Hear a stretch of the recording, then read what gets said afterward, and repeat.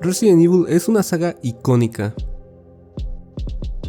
Su diseño ha sido variado con el paso del tiempo, mostrándonos diferentes facetas en el género del horror, pasando por el clásico terror de estar dentro de la típica mansión embrujada, por el caos de estar en medio de un apocalipsis zombie, hasta llegar al género slasher, en donde tienes que sobrevivir a un asesino que te busca constantemente. Son géneros que se combinan dándonos una mezcla equilibrada entre lo perturbador, lo asqueroso y lo fascinante, presentándonos criaturas con las cuales más de uno ha tenido pesadillas y personajes con los cuales más de uno ha tenido sueños húmedos. ¡Me corro!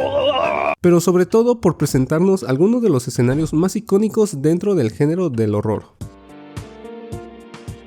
Los espacios de Resident Evil están diseñados con el terror en mente. Principalmente existen tres ambientaciones que generan la atmósfera de Resident Evil: el doméstico, el rural y el industrial. La mansión Spencer y la comisaría de Raccoon City son lugares claustrofóbicos en donde los pasillos se convierten en una especie de laberinto de terror. La aldea de Resident Evil 4 es un lugar abierto donde los grandes árboles y lo inhóspito del lugar te hacen sentir oprimido hasta un punto donde te sientes atrapado. Y la mansión en Resident Evil 7 te enfrenta con criaturas tan asquerosas como lo son los rednecks. Cada uno de estos escenarios utilizan el espacio y la distancia para desarmar al jugador y provocarle una sensación de inseguridad. Resident Evil logra generar escenarios que se vuelven mucho más aterradores que las criaturas a las que nos enfrentamos. Y esto lo logran tomando espacios que se sienten familiares, pero dándoles un pequeño giro para convertirlos en algo macabro. Algo tan familiar como un ambiente doméstico y algo tan cotidiano como una casa. La mansión Spencer y la casa de los Baker son el mejor ejemplo de un ambiente doméstico convertido en algo macabro. Es un terror más íntimo y claustrofóbico. El edificio de la primera entrega se podría catalogar como un estilo neocolonial, en donde se combina la simetría y la estructura sencilla con los detalles elaborados de la arquitectura victoriana. Podemos observar una distribución simple en el interior de la casa con ese vestíbulo enorme tan característico, y en el exterior podemos observar ventanas que siguen un diseño simétrico y un techo a dos aguas que se pierde en la oscuridad de la noche. La casa de los Baker sigue una forma un poco más tradicional, de casa que se puede ver en el sur de Estados Unidos. Por fuera se ve tétrica, sí, pero no cuenta con algún aspecto destacable. Eso es porque el verdadero terror se encuentra dentro. En el interior podemos observar una estética decaída y rancia. Es como entrar a una casa donde la gente va a meterse piedra, mientras que en la mansión Spencer lo primero que podemos ver es un espacio amplio y tétrico inspirado en la típica casa embrujada. En la casa de los Baker lo primero que nos recibe es un pasillo oscuro y una cocina que se cae a pedazos como lo vemos en numerosas películas slasher, en específico en la película Camino hacia el terror. Y es que Resident Evil siempre ha sido sobre tomar tropos del cine de terror y las películas de acción americanas y empatarlas con la cultura japonesa. Resident Evil 1 toma los tropos de los 80 y nos muestra un grupo de fuerzas especiales luchando contra peligros que los rebasan, como podemos ver en Alien o las películas de Depredador. Y en Resident Evil 7 podemos ver una aproximación mucho más moderna y sangrienta al terror, tomando fuerte inspiración en la ambientación de la masacre de Texas y la estética de found footage extraída del proyecto de la bruja de Blair. Las casas cuentan historias, y el adentrarse a un hogar que no te pertenece se siente invasivo. Cada habitación cuenta la historia de las atrocidades que han ido ocurriendo ahí dentro, y cada decoración, cada mueble puesto y cada objeto inusual que se puede ver te está contando exactamente cómo son las personas que habitan ahí. La escalera principal en la mansión Spencer te cuenta que la persona que ahí habitaba es alguien ostentoso, ambicioso y que caga varo, pero los cuartos llenos de trampas y habitaciones secretas te hacen ver que también era alguien paranoico, el cual tenía sus propios secretos que ocultar. La casa de los Baker es una aproximación más directa, y ya desde que ves eso puedes darte una idea de la clase de personas que habitan en este lugar. Más bien la casa te cuenta una historia en el subtexto.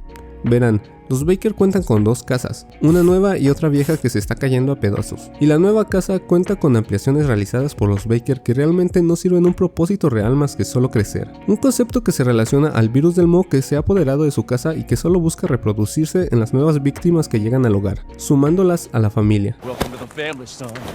Y también sirve como una metáfora a cómo los Baker no pueden controlar el crecimiento de las mutaciones en su cuerpo. Los espacios domésticos en Resident Evil, como la mansión Spencer y la casa de los Baker, son más que solo casas embrujadas, son lugares que producen monstruos. Al igual que los propios zombies, una vez que ya no tienen vida, en su interior están condenados a permanecer como una sombra de lo que fueron, manteniendo su aspecto pero perdiendo el control de lo que son. Son espacios domésticos que exploran el territorio de estar atrapado. Mientras que esos edificios convierten lo familiar en extraño, en Resident Evil 2 podemos observar un edificio municipal calculado y diseñado específicamente para abrumarte. La comisaría de policía de Raccoon City se basa en el ayuntamiento de Osaka construido en 1918, un gran edificio público creado para destacar el poder del Estado y abrumar al individuo.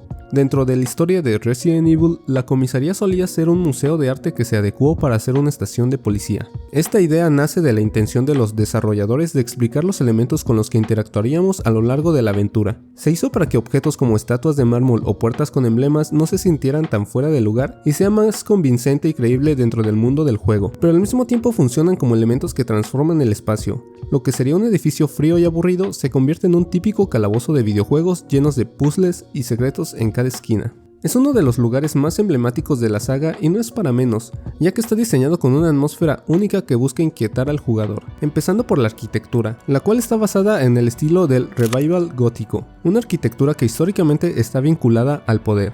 Lo podemos observar en los suelos pulidos, los pilares imponentes, los detalles ornamentales como la famosa estatua que se encuentra en el centro de la comisaría y en un enorme techo imponente que asimila al de una iglesia. También se encuentran rasgos de civilizaciones poderosas como la griega y la romana en estas esculturas limpias, simétricas, elaboradas en un mármol blanco, dándole una sensación casi mítica al lugar, referenciando una vez más a una arquitectura vinculada al poder.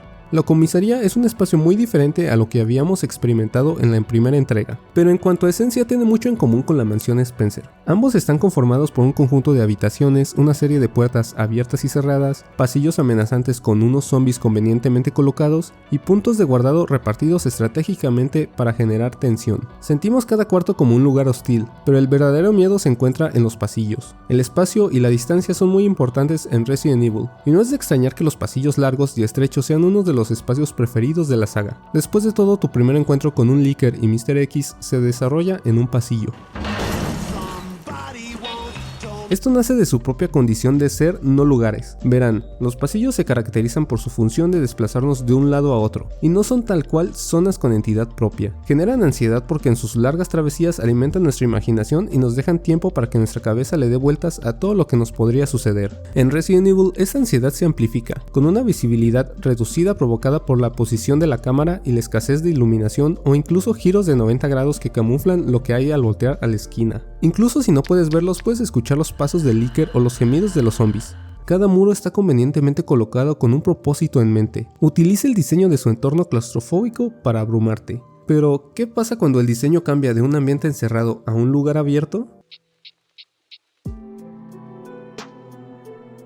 El terror en Resident Evil era la anticipación y la sorpresa. Se basaba en descubrir qué es lo que encontrarías al cruzar la puerta o doblar una esquina. Pero en Resident Evil 4 y Resident Evil Village el espacio es amplio, puedes ver a los enemigos a la distancia y los escenarios te permiten moverte a tus anchas. Es por eso que la solución más apropiada para generar terror fue involucrar al jugador en una atmósfera que le provocara tensión, una atmósfera basada en una ambientación gótica rural. Empezando por Resident Evil 4, el cual toma como inspiración diferentes comunidades que se encuentran en España, como el pueblo de Valdelobos y los bosques de Galicia, dando como resultado una imagen donde la arquitectura española predomina sobre un pueblo que cayó en desgracia. Podemos observar construcciones aisladas de piedra o adobe, ligadas comúnmente a la explotación agraria y ganadera, en algunos casos son conocidas como casas labor, ya que los habitantes de la vivienda dedican gran parte de su vida a actividades agrícolas, y estos lugares por lo general están acompañados de algunas construcciones anexas como hornos, graneros y una torre de vigilancia en la cual custodiar. Mientras tanto, Resident Evil Village toma una aproximación general al horror gótico clásico,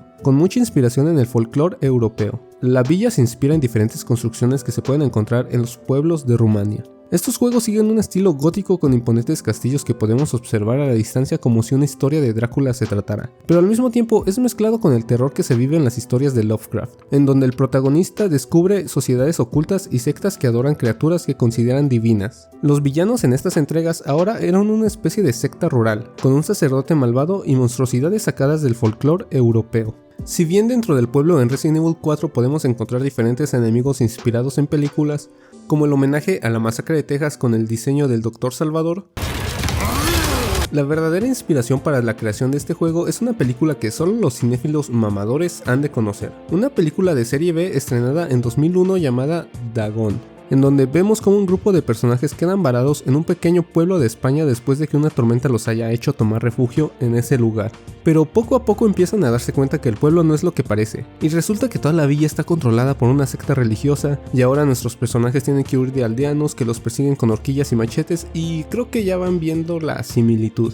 Y también podemos ver ese personaje que resulta algo familiar.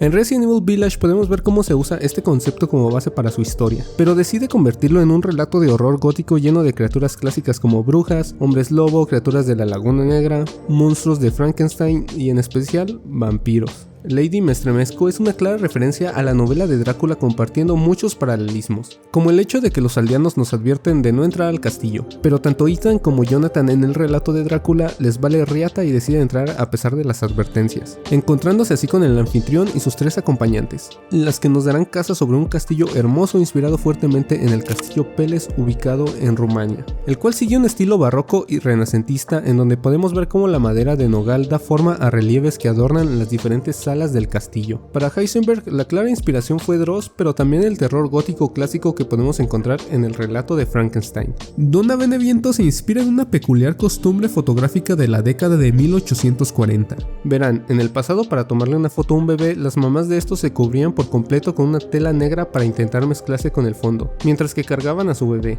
El resultado era algo turbio, como las fotos que podemos ver en pantalla.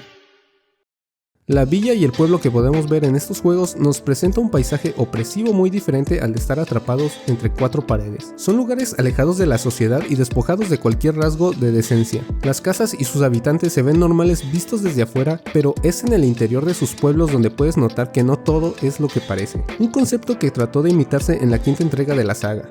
Son entornos opresivos que exploran el terror de estar atrapado en un pueblo inhóspito alejado de la sociedad, donde no eres bienvenido y donde ser un forastero se convierte en un peligro. Los escenarios en la saga Resident Evil son lugares donde la geometría, la arquitectura y la atmósfera se juntan para crear un espacio en donde ya sea una casa, una estación de policía o un pueblo inhóspito, se sientan como un lugar de pesadilla en donde solo podrás estar a salvo una vez que los créditos se vean en pantalla.